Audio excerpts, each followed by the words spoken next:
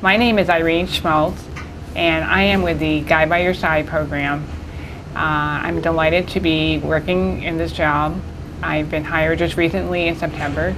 I've been a guide since 2007, and all those years I have worked with a lot of families, and now I'm actually the coordinator for the state of Virginia.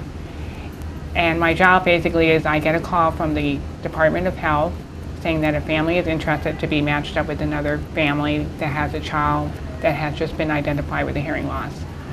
And usually what happens is when they give me a call, I will start the conversation of that I'm happy that they called me, and that I usually will then share with them that I myself have a severe to profound hearing loss and that my son has a similar hearing loss.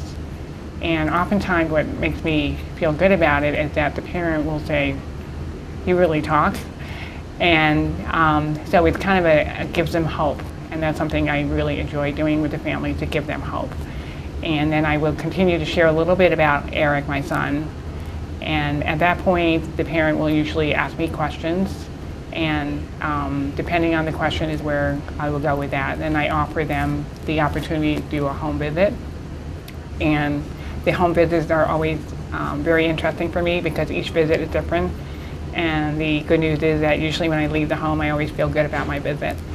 And I hope that the families do as well.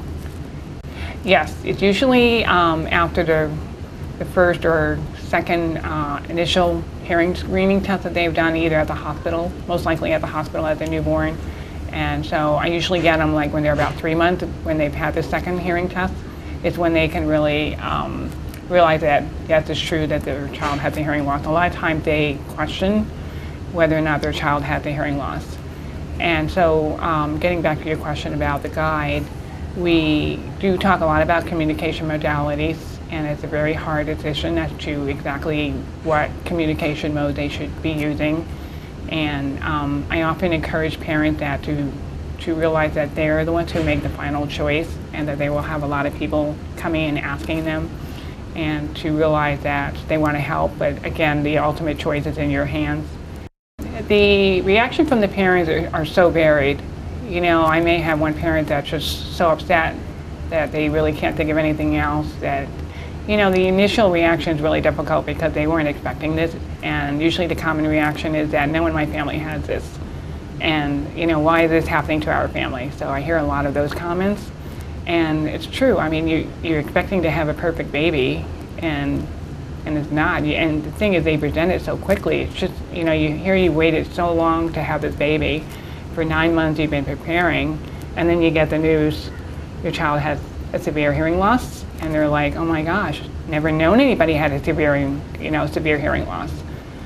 And so those things are difficult. It's really difficult. And then I have some other families who are like, you know what, it is what it is, and we just go from there. And you know, they're always glad to have someone talk to them, because a lot of times it's just them out there.